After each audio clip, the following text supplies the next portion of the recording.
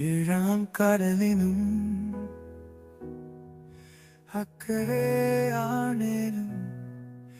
N മുഞ്ചത്തി ഞാൻ കാത്തിരുന്ന പെണ്ണ് അല്ലേ, ഞാൻ കാത്തിരുന്ന മുത്ത് അല്ലേ, അരിമുല്ലക്കടലേ, നീ അരികെ പോയി മിഴിയഴകിൻ മുത്തായി നീ എൻ മുന്നിൽ വന്നു നിൽപ്പൂ. ആകാശക്കോണിൻ മറയിൽ മഴവരിച്ചു നിൽക്കാനില്ലേ,